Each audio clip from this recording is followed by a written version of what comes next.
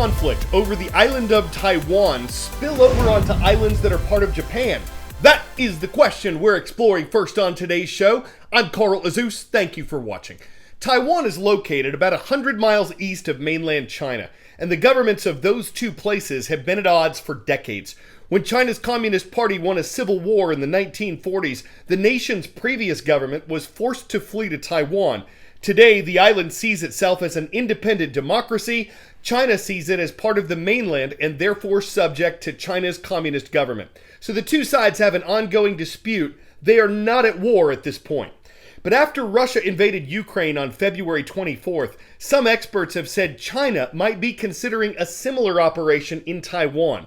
No one knows for sure if that's going to happen, but there has been a lot of political and military activity around the island. A group of U.S. lawmakers recently visited Taiwan for a show of support for it. China called that trip provocative and responded by holding military drills near the island with ships, bombers, and fighter planes.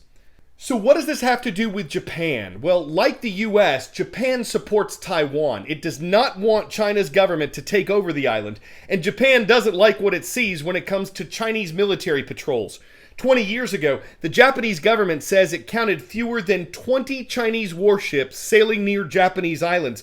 Last year, that number jumped to more than 70. And the Japanese who live on their country's westernmost islands are much closer to Taiwan than Tokyo, the Japanese capital. So they're deeply concerned about what could happen if China makes a move against Taiwan.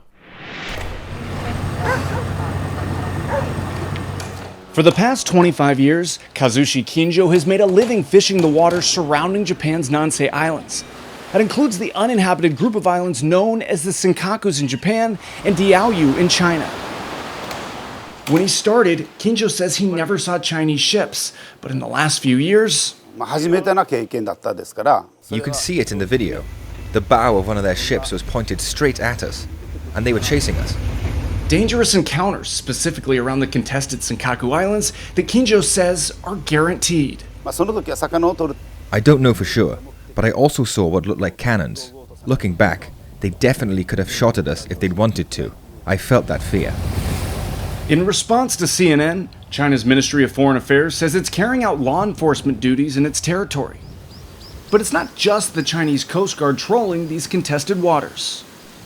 Japanese and senior U.S. defense officials say Chinese warships are routinely patrolling Japanese territorial waters and the waters near Taiwan. And according to one of the men in charge with defending Japan, that increased activity isn't limited to the sea. From where I'm walking on the shores of Japan's Yonaguni Island, the east coast of Taiwan is only 110 kilometers away. It's so close that on a clear day, you can actually see it. It's this stretch of water. It's been viewed as a potential battleground if China invades Taiwan. It's that close proximity that has Japanese officials claiming Taiwan's peace and stability is directly connected to Japan's. A security threat amplified by the ongoing nuclear threat posed by North Korea, and a growing fear that China may try to take control of land the Japanese government claims is inherently theirs. Japan's territorial sovereignty extends to the Nansei Islands, and I'm afraid that may be infringed in the future. It's for those reasons that General Yoshihide Yoshida says defending the Nansei Islands is a top priority. The Nansei Islands consist of these 198 islands. Since 2016, in a clear departure from Japan's post-World War II pacifism, Japan's self-defense force has increased its footprint, building bases on Amami-Oshima, Miyakojima, and Yonaguni. Ishigaki is next. How confident are you in Japan's ability to defend itself? We are enhancing our capabilities, but our competitors are also enhancing their capabilities at an extremely fast pace. It will be very difficult to maintain our deterrence and response capabilities unless we further increase our military capacity. Back on Yonaguni, the Russian invasion of Ukraine is sparking fears that China could be emboldened to act off Japan's shores. The people are terrified of the situation that's happening. I think that the Senkaku issue and the Taiwan contingency are similar to the Ukrainian issue. I have a strong sense of crisis, that this island will eventually cease to be Japan. But in the face of geopolitical concerns well out of his control, Kinjo and his crew do what they know. They prepare for another day at sea. Blake Essig, CNN, Yonaguni, Japan. 10-second trivia. Which of these airlines was founded first? Southwest, Spirit, Frontier, or JetBlue? Dating back to 1967, Southwest is by far the oldest airline on this list. As demand for airline travel increases this summer, along with ticket prices, one challenge airlines are facing is pilot fatigue. An Airline Pilots Association says that's the #1 safety threat for Southwest Airlines, but that's not the only company whose employees say they're exhausted. Airline travel hasn't completely recovered from the COVID pandemic, but it's getting there. U.S. government data shows that this month there were about 90% of the travelers there were in 2019.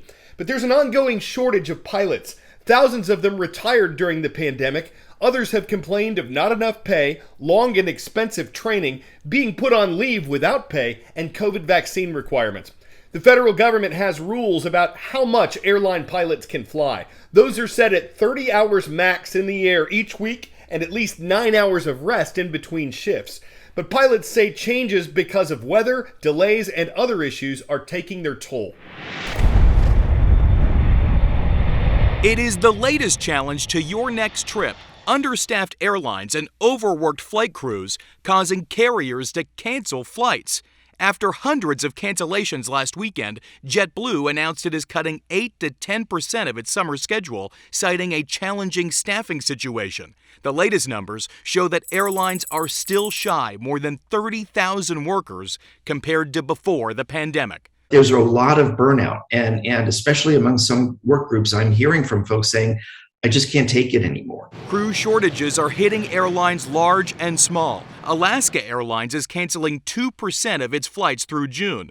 Delta pilots say they are being pushed to the limit on a regular basis. Longer days with shorter nights at home, shorter layovers, and our pilots are tired and fatigued. Pilot reports of fatigue spiked at Southwest Airlines last month. Their union says the company is struggling to retain its newest hires. This is going to be a critical issue every month and every year that we move forward. Help comes in the form of sky-high hiring goals. Delta wants to hire 200 new pilots each month. JetBlue has already hired 3,000 new crew this year alone. United Airlines came up with a different solution, opening up its own flight school. A first for any major airline in the United States. The pilot shortage is real. We can hire pilots at United Airlines, but the regional airlines and smaller airlines have a real pilot shortage and are having real challenges.